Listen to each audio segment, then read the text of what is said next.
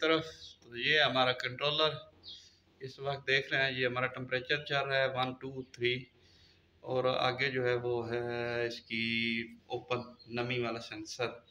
तो सबसे पहले आपने क्या करना है, आप दोस्तों ने सबसे पहले जाना है नीचे, सबसे नीचे पैरामीटर सेटिंग में। तो चलते हैं पैरामीटर सेटिंग में। इस तरह हमने पैरामीटर सेटिंग पे आ जाना है। पैरामीटर सेटिंग के बाद आपने सेंसर की सबसे पहले जो है वो सेटिंग ज़रूर देखनी होती है। सेंसर की, सेंसर कहाँ पे काम कर रहा है और क्या है सेंसर का। आप एक सेंसर पे काम इन हाउस में काम करना चाहते हैं या प्लूटो टेम्परेचर में, तो आपने देखना है मुझे कौन सा सेंसर सेट करना है, कौन सी जगह पे लगाना है और क्या मुझे सेटिंग करनी चाहिए जो मेरा टेम्परेचर दोनों स्क्रीनों पे एक ही नज़र आए। तो इसके लिए आपने सबसे पहले जाना है, ये आपको नज़र आ रहा है तीर वाला बटन, ये वाला एक नीचे वाला, ये ऊपर, आपने तीर वाले बटन पे जाना है।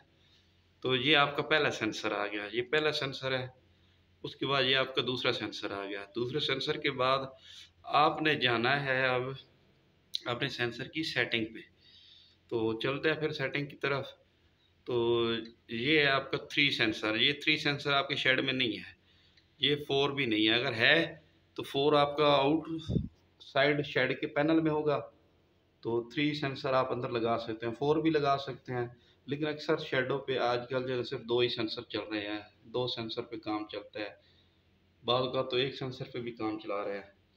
तो चलिए अब ये सेंसर हो गया, ये ह्यूमिडिटी ओपन हो गई, ये ह्यूमिडिटी वाला हमारा सेंसर नहीं आ रहा है, इससे पूरा हीटर HAN1 आ गया, ID आ गया, ID पर ये सेंसर आ गया आपके उल्टा F5N, ये आपका सेंसर है।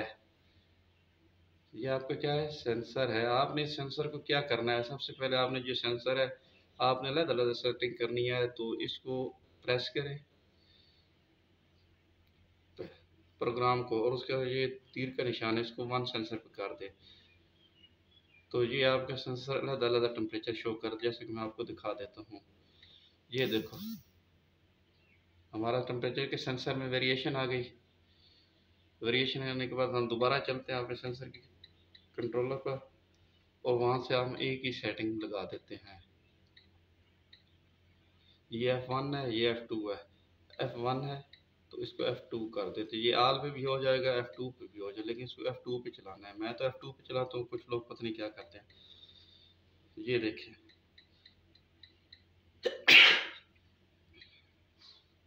हमारी सेटिंग ओके हो गई। इसके बाद चलते हैं पैरामीटर की सेटिंग की तरफ। तो वो सेटिंग आपने कहाँ पे करनी है, याद रखें दोस्तों, आपके कंट्रोलर की सेटिंग जो है ना वो अच्छी तरह से होनी चाहिए।